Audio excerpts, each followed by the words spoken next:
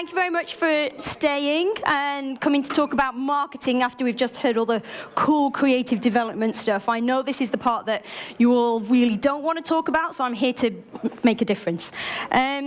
My talk isn't really about cycling, it is about marketing, but it might actually include some cycling. I'm Tam, this is me on my bike, this is Lara Tour Rider, and I'm the CEO of Ansible Communications. I run an agency that helps you tell your stories and market your games. And over the years, I've learned a lot about long-term planning, and that's what I really want to share with you today.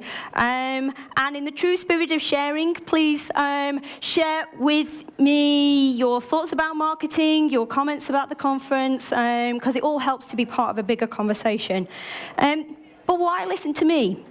Basically, I've worked in interactive entertainment for 20 years. I know I don't look that old, but I actually am. I've worked for retailers, I've worked for publishers and developers, I've worked with game service providers, charities, I've worked with festivals, and I've worked with an amazing round of people who have all taught me the business of games and the benefits of executing long-term plans for success. That's what we're going to jump right into. And we're going to look at the long tail. The what? The long tail. Now, this is a phrase first coined by Chris Anderson, who was the former editor-in-chief of Wired magazine. He wrote a brilliant article about this and then fleshed it out in a book in 2006 called Why the Future of Business is Selling Less of More. And I'm a huge believer in this. And according to Mr. Anderson, the long tail, in a nutshell, is the theory that our culture and our economies are increasingly shifting away from a focus on a relatively small number of hits, mainstream products in mass markets at the head of the demand curve. And we're really chasing a huge number of smaller hits in the tail. We're looking at niche markets. To quote Chris, as the cost of production falls, especially online, there's now this less need to lump everybody in to a one-size-fits-all container. We live in an era now without the constraints of physical shelf space, without other bottlenecks of distribution, and narrowly targeted goods and services can be economically attractive as mainstream fare. Basically, Chris is saying the biggest money is in small sales. I'm going to repeat that a lot. It's okay. That's marketing. That's what we do. We just repeat ourselves until it works. So let's look at Chris's tail. This is a graph before it goes up. Here we can see at this side, the blue head of the demand of the tail are hits. This is where we would expect to see all of those big things in physical store. The white part of the tail is everything else, and it's made up of many different products. In the games industry, we've now seen this shift in retail power from bricks and mortar to digital e-commerce stores. And previously, where a small number of those hotly anticipated, already popular items would dominate sales and be overly promoted by people like me because we want to attract as many customers to our stores from rival stores. Now, with no space limitations, digital stores can virtually stock everything. And what happens is the less popular selling items actually start to make up the bulk of sales. This is why Amazon, Netflix, iTunes, and Steam have risen to the top. It's their catalogue. And the long tail, in this case, is the inventory management of all that great variety of products. It's attracting more and more customers to the store that previously we could only cater for with popular items in a finite space. So here, if you were able to release multiple products, if you've got multiple games in your catalogue, if you can cross-promote them, you're going to continually drive traffic and sales to your entire range. And that gives you a really good push start every time you enter into a new market. Jolly good for you. Keep up the good work. That's amazing. But what if you've only got one game? What, your baby? You've spent ages working on this. What if you've only got that to promote? Historically, games companies have already figured out that riding the long tail keeps your back catalogue visible to both new and returning customers, continually giving new life to old titles with every new platform that you appear on. And a single title might have multiple SKUs with DLC, anniversary, Game of the Year editions, remastered editions. You might bundle it with another title and that becomes a separate product. It's quite amazing what you can do with just one product. Whatever it takes to keep selling us the classics is an investment in ongoing marketing, and it helps with your long-term visibility. For example, how many versions of Doom can a person own in a lifetime? For me, it's as many as possible, and nearly all of them. But the key word here is lifetime. So here's another marketing graph. It's not a marketing talk without graphs. This is our classic product life cycle, okay? We've got sales and time. We've got our pre-launch and our launch period. Yay, everybody loves us. We've got growth and maturity. Ooh, everybody that loved us played the game, and now they're bored, and they're going to play something else, and everything's dying, and oh my God, this game is just put it in the graveyard, put it in a box. Let's never see it ever again.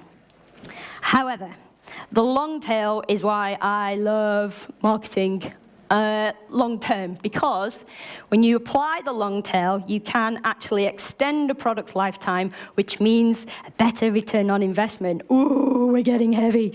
Okay, this is Marketing 101, and there's loads and loads of stuff out there online that will tell you how to launch your game and do everything that you need to get up to launch. But what I'm really, really interested in is what we do after launch.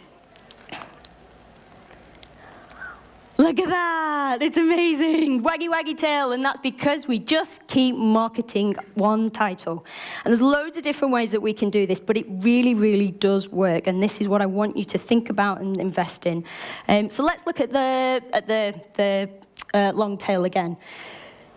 This is really interesting because now our blue section is a launch window, and the rest of the tail is, say, year one. And as you'd expect, we've got a nice big spike for our product at the top, but it doesn't die out. Please don't let your games die. If your marketing stops where the blue section ends, you're missing at least the chance of doubling your sales in year one and beyond. And that's if it stays flat rather than being nice and waggy. I like the waggy one better. Here, where before in the white section we had lots and lots and lots of products, replace it with lots and lots and lots of marketing. It really does work. So let me explain. Sadly, we're not all AAA studios. I assume we're not all AAA studios. If so, hi, I'm available, Ansible comms. And we can't capture millions of consumers at multiple markets at the same time. I really do wish all of us in this room could be massive, big, worldwide, phenomenal hit makers. I'm sure you will all earn your millions in time, but it's probably not going to be at launch where that dot is there. You've probably got an amazing game, but without AAA resources, it's really hard to hit every potential customer at that launch point. I've just told you, and we've learned, that customers represent the larger percentage of demand for all the other available products that aren't AAA in the market. So here's how you can use the long tail and keep making money if you're not actually Spider-Man. And let's think of this in a year. First of all, I'm going to break your big hit mentality. I'm only little, but I've got a strong punch. And I hear this a lot. It's really easy to get stuck into this mindset when you're in a development process. Too often, I hear things like, if our game isn't a hit and it doesn't make money within its 90-day launch window, the studio will close. Really? This is really seriously bad. I don't even know where to start with this if this is what your studio is thinking. If you're relying on an instant success in order to survive, good luck to you. I would recommend minimizing and spreading your risk by making the long tail part of your early revenue forecast. Don't forecast at a month, forecast at 12 months down the line. Make sure that your developers still have a job once they've developed the game. That's a big risk on marketing, but spread the risk and continually invest. Only hits deserve to exist. This is just plain wrong. Let's move on. Targeting males aged 18 to 34 is a hit segment. What now? No. By definition, no long tail is made up of a single consumer segment. It's impossible.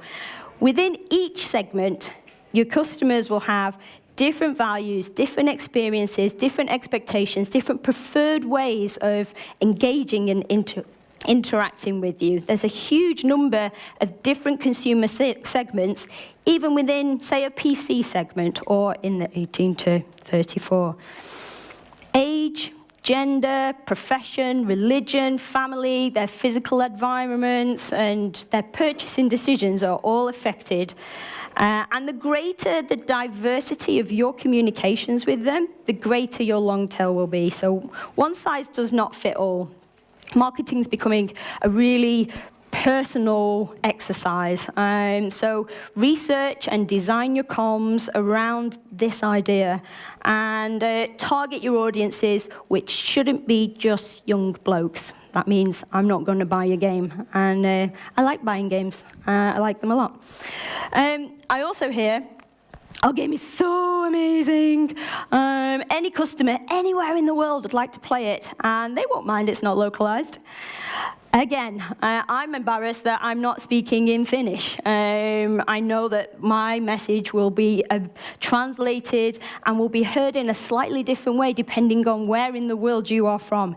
It's true just as your customers. So if you would deploy different communication methods to reach different people in targeted, diverse segments, it's even more important to do it when we're talking about non-domestic or foreign markets. Audiences in different countries rarely respond to the same message in the same way that a domestic one would. And I think we can do better, you know. Our customers should have the same level of gameplay experience and customer service experience no matter where they are in the world. It takes a little bit of investment, but think ahead of how are you going to talk to a worldwide audience. So, for me, hit-driven mentalities are really outdated and not cool. They're a result of an online marketplace where, with enough room to carry everything for everybody, can really shift numbers.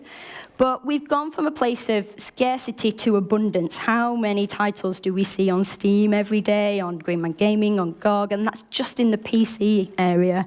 My mobile is, you know, battery frying with the amount of new stuff that's coming out every day. So it can be super tough to be discovered when there's still this hit mentality going. But consumers are driving us away from this. We know they want more than just big hits. It can take a few months, it could take years, for audiences to move away from mainstream and explore alternatives.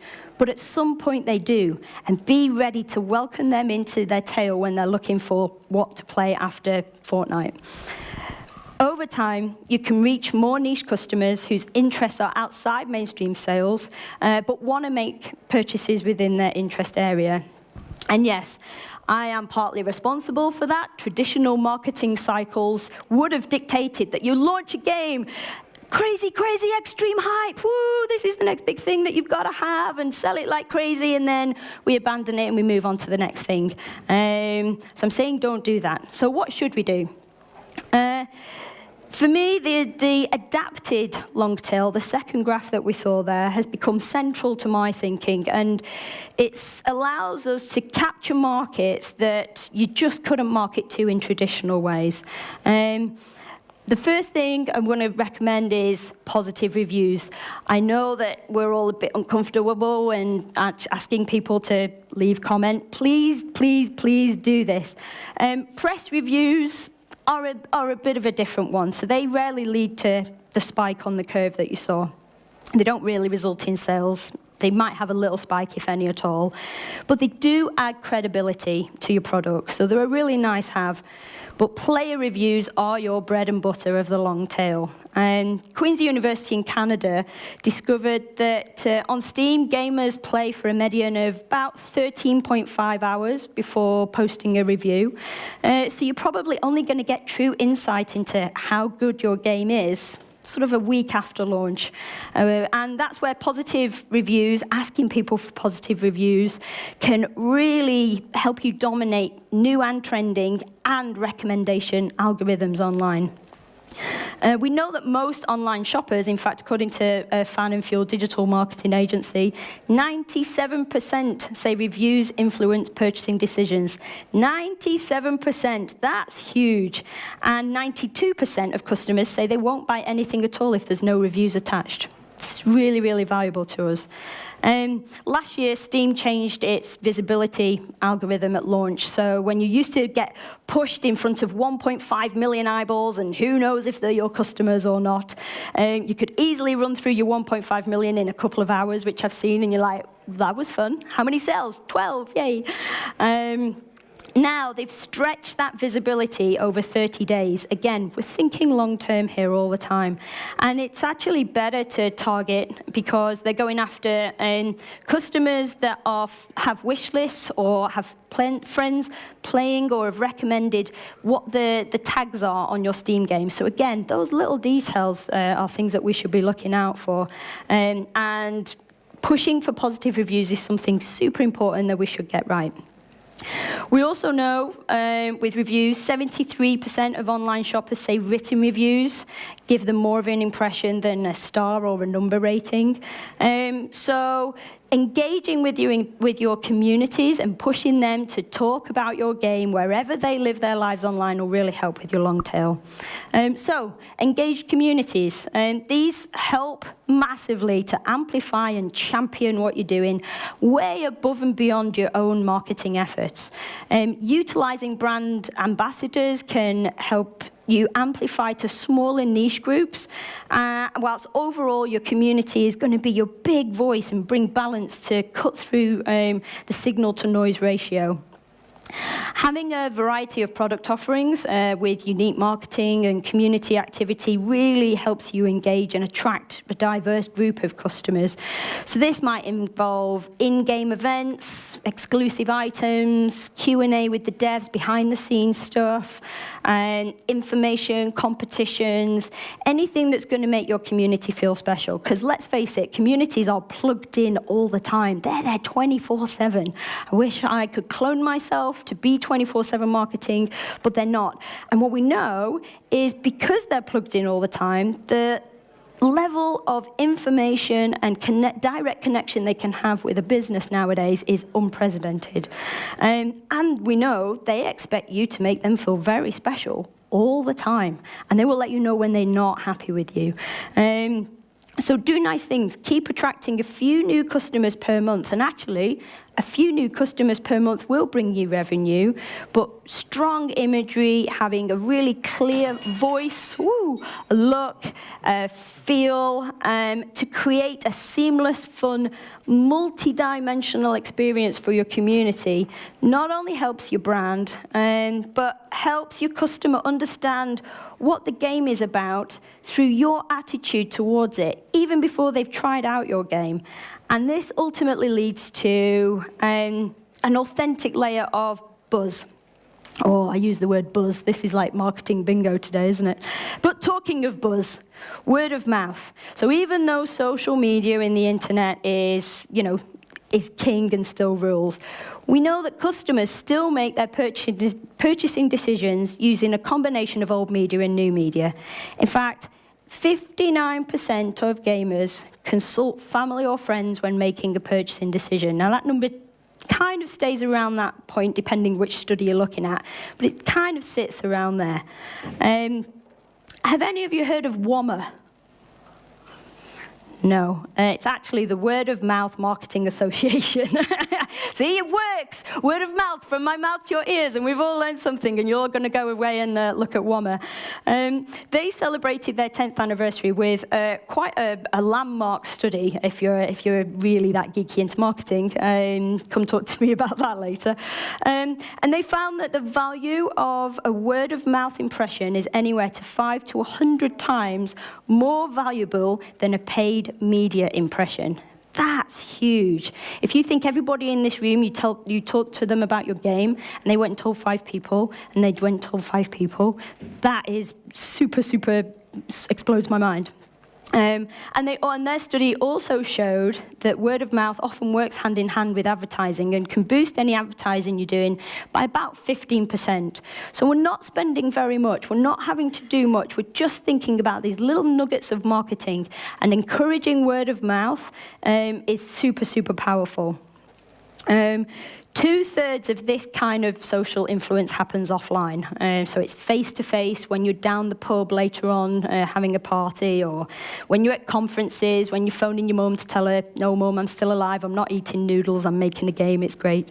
And only 1/3 is online through social networking sites, reviews, and blogs and the like. So it's really important when thinking about this in your timeline. What are you going to do creatively to keep people talking about your game? And more importantly, keep people discovering your game and buying into it.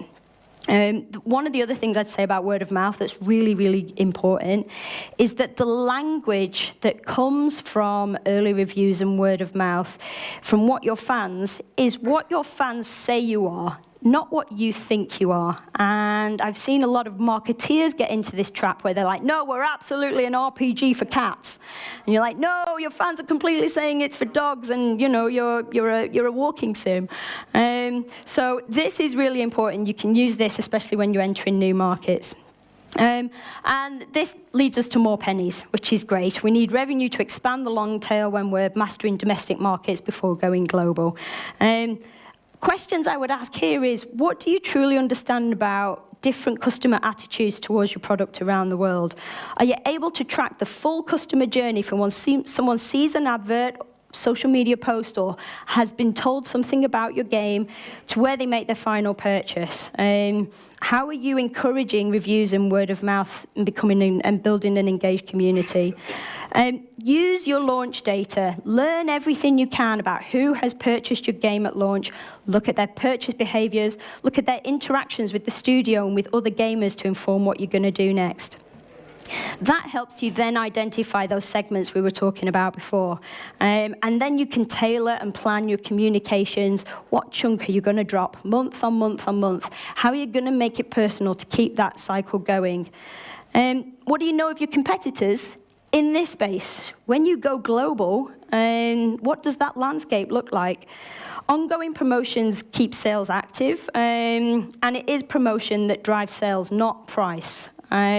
Often promoting products outside of a normal sales cycle really builds and helps monitor demand, and monitoring the development of niche markets in the long tail, working with your distributors to create those really unique marketing beats really strengthens your position in these markets. Basically, the trick is to know what people want and what they say about your game. Use this knowledge in order to keep finding those new audiences and combining enough small returns on the long tail to create a huge market that's bigger than one hit. Now, we haven't got very much time left. I will just mention this. This is one final note. If you're researching the long tail, be aware that in marketing, it also applies to search engine optimization. We know typically consumers have already done their research. And most of the time, they're going to use highly specific search phrases when they're looking for exactly what they want. General online purchases start with Google or Amazon. Around 73% of purchasing decisions begin with research conducted on Google. But Gartner predicts that 30% of searches will be done verbally, without writing anything by 2020. It's not that far away.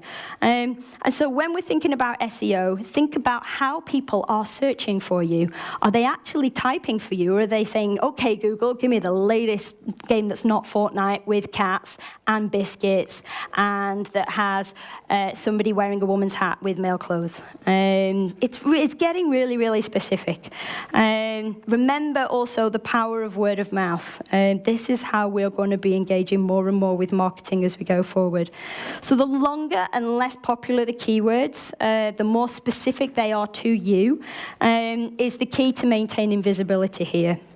Again, remember, the essence of this message is target your audience, be niche, and be consistent over time. I was a bit slow there, but yeah, be smart, be niche. So to kind of wrap up, think digital, Do more with less. Segment your customers, super, super important. Treat everybody as if they're sat next to you in the room. Reviews and word of mouth. It's a massively powerful thing, and it's really underrated. And anybody that says that it's not more valuable than spending a gazillion pounds on advertising, I'll have a pint with you. Multi-channel messaging, tailored interactions, and keep riding. Build up those little nuggets of marketing brilliance, and the ride is going to be worth it in the end. You will get there. And have we got any time for questions? No, you already talked like 25 minutes. Oh, did I? Oh my gosh, I'm really sorry this happened. Kiitos. Thank you so much for having me. I'm sorry we ran over.